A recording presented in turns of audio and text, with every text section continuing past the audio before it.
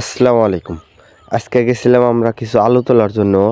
আমরা সাধারণত আমাদের এই জমিগুলোতে পেঁয়াজ, রসুন এবং আরও অন্যান্য শাকসবজিগুলো লাগিয়ে থাকি। কিন্তু আমরা এই জায়গায় কিছু এবার আলু গাছ লাগিয়ে দিয়েছিলাম দেখার জন্য যে আলুগুলা কীরকম হয়।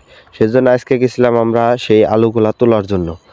আইসা নিয়েই আমরা আলুগুলো তুলতে শুরু করলাম। তা দেখি মাশাআল্লাহ অনেক সুন্দর আলু হয়েছে সেই গাছগুলোতে। এইবারই আমরা প্রথম আলু গাছগুলো লাগাইছি শুধুমাত্র দেখার জন্য যে আলুগুলো কীরকম হয়, কীরকম পরিমাণে বড় হয়। তা দেখি মাশাআল্লাহ অনেক সুন্দর সুন্দর আলু হয়েছে। অল্প কিছু গাছ লাগাইছিলাম সেই জন্য যাতে আমাদের যে বুঝি যে আলু কীরকম পরিমাণে হয়, আমরা পরের বছর আমরা আবার আলু গাছগুলো লাগানোর জন্য চেষ্টা করব একটু বেশি পরিসরে।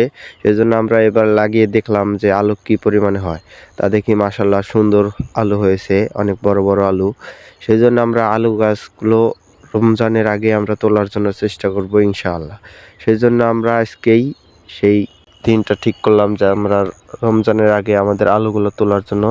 আলুগুলো খুব যে বেশি পরিমাণে যত্ন করা হয়েছে এরকম কিছু না, বুইনা রাখছিলাম এবং কিছুদিন পরে আমরা পানি দিছি, সার দিছি এবং দেখার চেষ্টা করছি যে আলুগুলো কীরকম হয়।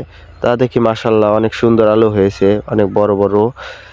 এবার আমরা দেখলাম পরের বার আমরা আরও কিছু লাগানোর জন্য চেষ্টা করব ইনশাআল্লাহ।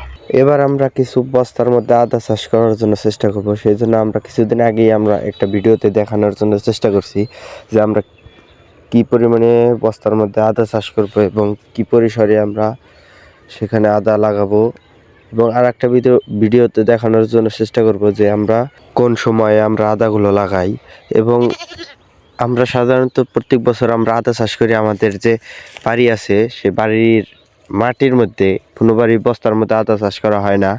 এবার আমরা বস্তার মধ্যে আদা চাষ করার জন্য, অনেকেই দেখি বস্তার মধ্যে আদা চাষ করে কোটিপতি। এবার আমরা চেষ্টা করব যে কিছু আদা চাষ করে দেখার জন্য এবং যদি ভালো হয় তাহলে আমরা পরবর্তীতে আরও বেশি পরিসরে বোনার জন্য চেষ্টা করব।